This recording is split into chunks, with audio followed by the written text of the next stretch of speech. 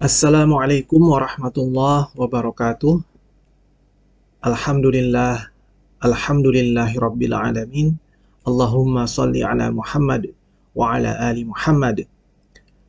Teman-teman, kali ini aku ingin merespon salah satu video Saifuddin Ibrahim yang membahas tentang pernikahan Rasulullah Muhammad SAW dengan Maryam nanti di surga, ya.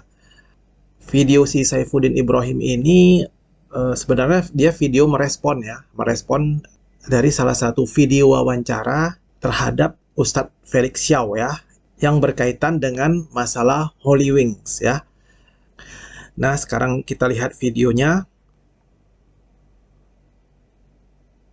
Videonya yang ini, ya, yang berjudul Felix Xiao, Muhammad akan menikah dengan Maria, Ibu Yesus di surga. Kita mulai dari menit ke 20:15, ya, supaya kita dapat poinnya. Dengarkan, Muhammad itu menista Maria Ibu Yesus. Bahwa Maria Ibu Yesus itu akan menjadi istri Bang Mamat di sorga. Ini yang dipikirkan percabulan dan berakhlak, ya rendahan lah. Juga ingin menikahi ibu orang beriman. Perawan Maria itu dengan harkat dan merendahkan martabat Ibu Yesus Kristus dan menggunakan kata-kata yang tidak senonoh dalam hadis. Jadi berpikir bagaimana menikmati nanti perawan Santa Maria itu akan dijadikan istri Bang Mamat nanti di sorga. Jadi tidak menaruh rasa respek terhadap kekudusan Maria. Padahal Maria itu sangat dihormati oleh kami orang Kristen dan Katolik. Sangat terhormat. Di sini dia menuduh bahwa Nabi Muhammad SAW itu akan menikahi Maryam, ya, atau Maria, ya, yang dia sebut sebagai Maria di surga nanti. Tapi apakah tuduhan itu benar? Nanti kita pastikan, ya, dari hadis-hadis yang ada. Oke, kita lanjut. Nah, bagaimana Muhammad mengatakan bahwa nanti dia akan menikah dengan Bunda Maria nanti? Ini penghinaan loh, Felix Xiao. Kamu jangan pura-pura nggak tahu ini hadis. Majelis ulama itu jangan pura-pura nggak tahu hadis ini. Atau memang nggak tahu. Dalam kitab At-Tabari, Tarikhul Muluk war Rasul, sejarah para raja dan rasul, dan Qisasul Anbiya, Ibnu Katsir, dan buku ini diterbitkan oleh Darul Kutub 1968 atau tahun 1388, halaman 381. Dia berkata, Rasulullah berkata, Tuhan menikahkan aku di sorga dengan Maryam anak Imran, dan dengan istri Fir'aun, dan dengan saudara perempuan Musa. Dan itu hadis yang digunakan oleh sejarah Muslim bahwa Muhammad akan menikah dengan perawan Maria nanti di sorga. Masa antara Muhammad dengan perawan Maria ini 610 tahun baru muncul Muhammad ini dan menerima wahyu. Katanya wahyu. Kalau wahyu ya nggak mungkin saya tinggalkan. karena saya melakukan penelitian dan kajian mendalam antara kedua kitab ini. Saya melakukan kajian garis besarnya dulu, baru kemudian detail-detailnya yang saya tulis dalam buku-buku saya. Oke ya, teman-teman, di cuplikan video tadi ini, dia ada menyebutkan dua kitab ya. Yang pertama yaitu kitab Tarikh Al-Muluk wa Rasul, mungkin namanya yang benar adalah Tarikh Ar-Rusul wal Muluk ya. Tapi dia sebut terbalik. Oke ya, itu artinya kira-kira itu adalah kitab tarikh ya, mengenai rasul-rasul dan raja ya, raja-raja ya. Dan satu lagi dia menyebut tentang kitab Qisasul Anbiya ya, atau kisah para nabi yang ditulis oleh Imam Ibnu Katsir rahimahullah ya. Kitab yang sebelumnya yang Tarikh Ar-Rusul wal Muluk itu adalah ditulis oleh Imam At-Tabari ya. Nah, dia bilang dia sudah melakukan penelitian mendalam ya terhadap dua kitab tersebut. Oke, apakah benar dia sudah melakukan penelitian mendalam terhadap dua kitab tersebut? Nanti kita lihat sendiri ya. Kebetulan aku punya ya kedua kitab tersebut ya. Ini edisi yang terjemahan bahasa Indonesia. Ini adalah kitab Tarikh Ar-Rusul wal Muluk karya Imam At-Tabari. Tapi lebih terkenal disebut dengan Tarikh At-Tabari saja ya. Nah, ini adalah kitab terjemahan yang sudah diterjemahkan ke dalam bahasa Indonesia, terbitan Pustaka Azam. Ya, aslinya ini ada 5 kitab ya, yang dijilid menjadi 4 jilid kitab terjemahan ya. Sedangkan yang aku punya ini adalah kitab yang sudah diteliti ya, sudah diteliti oleh salah satu ulama ya, yang mentahqiq, mentakhrij dan mentaklik kitab ini ya, dari kitab aslinya. Ulama tersebut bernama Muhammad bin Thahir Al-Barzanji. Dan kitab ini, dalam kitab yang sudah diterjemahkan ini adalah sahihnya ya. Jadi riwayat-riwayat di dalam buku ini ya sudah dibersihkan ya dari riwayat-riwayat Israiliyat dan riwayat-riwayat lemah atau riwayat dhaif ya. Nah, sedangkan ini adalah buku ya atau kitab kisah para nabi. Ini adalah kitab terjemahan dari kitab Qisasul Anbiya yang disebutkan oleh si Saifuddin Ibrahim tadi ya. Nah, ini terbitan Kisti Press. Sedangkan ini adalah kitab Silsilah Hadis Dhaif dan Maudhu karya Syekh Muhammad Nasiruddin Al-Albani, salah satu ulama ahli hadis yang kontemporer ya, yang sangat terkenal, yang masa hidupnya itu masih dekat dengan masa sekarang ya. Nah, ini aslinya buku ini ada 4 jilid ya yang terjemahan ini. Dan ini aku ambil di jilid kedua saja yang berhubungan dengan cerita mengenai pernikahan Rasulullah Shallallahu Alaihi Wasallam dengan Maryam nanti di surga. Ya, buku ini terbitan Gema Insani Press atau GIP ya. Dan semua buku ini setahu aku sudah ada e-booknya. Ya, jadi teman-teman bisa mendownload buku ini dari internet. Nah, tadi si Saifuddin Ibrahim kan ada menyebut tentang penelitian dia ya terhadap buku Qisasul Anbiya atau kisah para nabi karya Imam Ibnu Katsir rahimahullah ini ya. Nah, sekarang kita lihat ya, apakah benar bahwa hadis yang dia sebut itu adalah hadis yang sahih atau hasan. Nah, kita langsung lihat ya. Nah, ini di halaman 743. Aku bacakan saja ya. Semua penjelasan di sini dimaksudkan untuk mengemukakan figur Maryam binti Imran alaihissalam. Sesungguhnya Allah Subhanahu wa taala telah menyucikan dan memilihnya sebagai wanita pilihan atas semua wanita di dunia yang sezaman dengannya.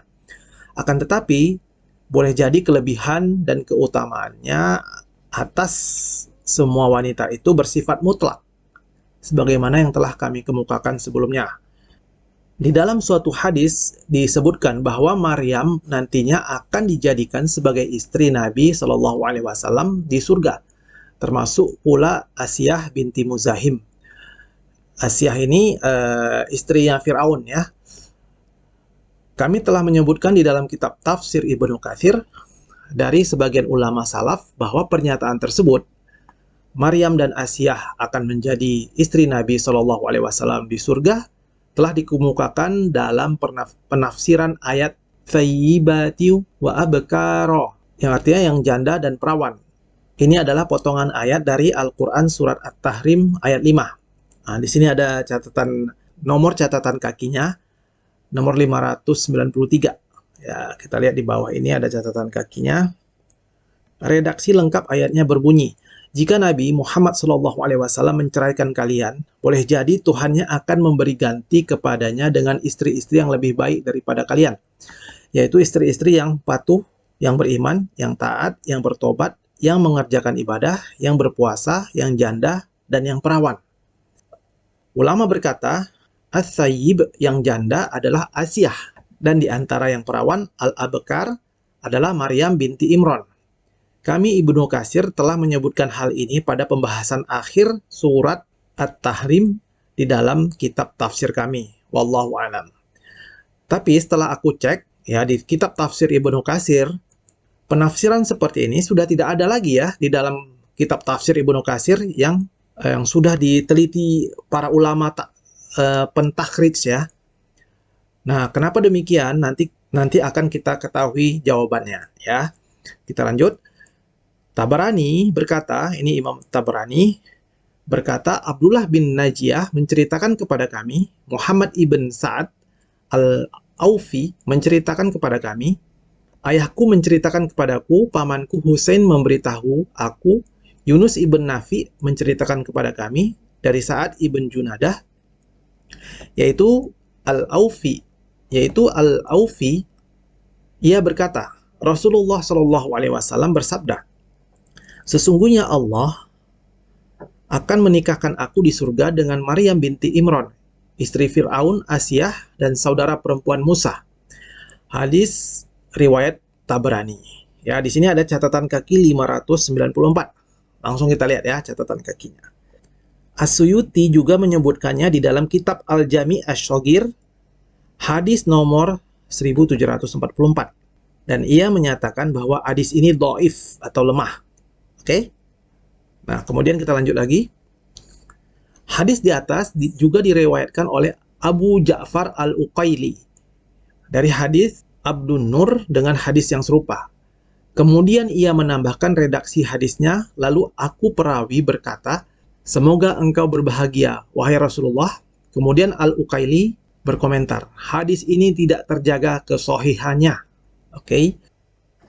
Kemudian ya, ini adalah kutipan ya dari kitab Silsilah Hadis Dhaif dan Maudhu karya Syekh Muhammad Nasiruddin Al-Albani rahimahullah, yang aku tunjukkan bukunya tadi di depan ya.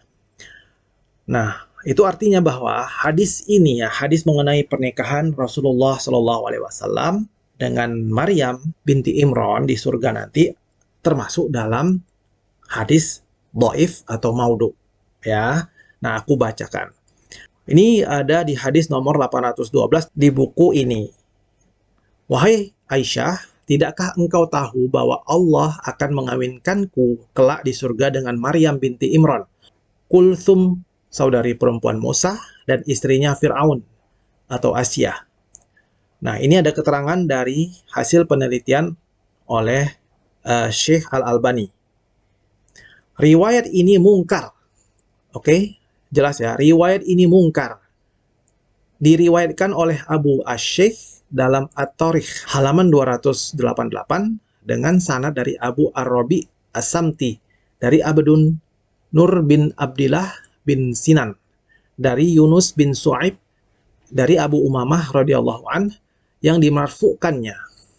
Selain itu, Al-Uqaili juga meriwayatkan dalam kitab Ad-Du'afa halaman 469 dengan sanad dari Ibrahim bin Ar'arah. Lalu ia mengatakan, berita yang dibawa Yunus bin Su'aib pada umumnya tidak terjaga.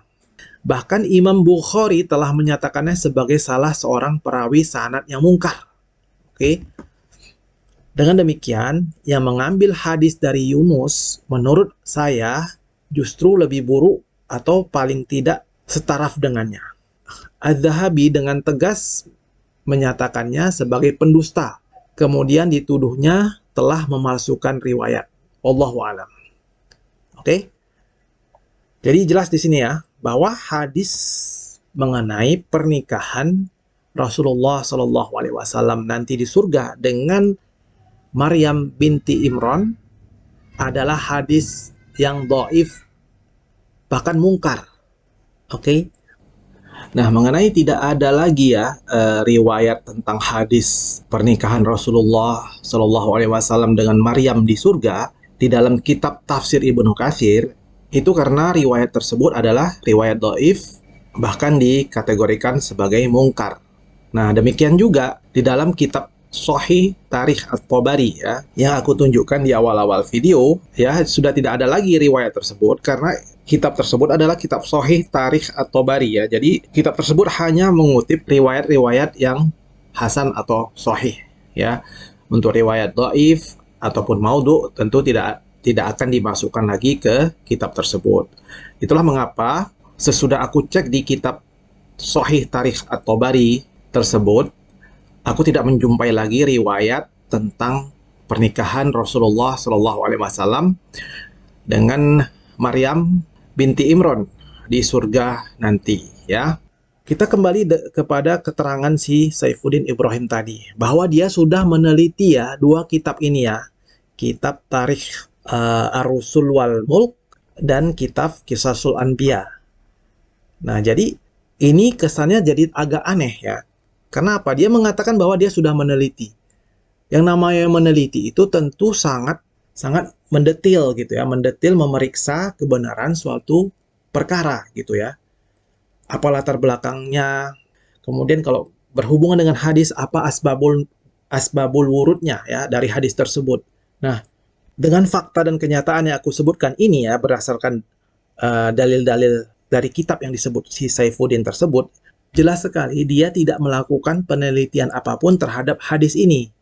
Itu semua omongan besar mulutnya saja ya, mengatakan bahwa dia meneliti dengan detail ya terhadap dua kitab yang kita sebutkan tadi ya.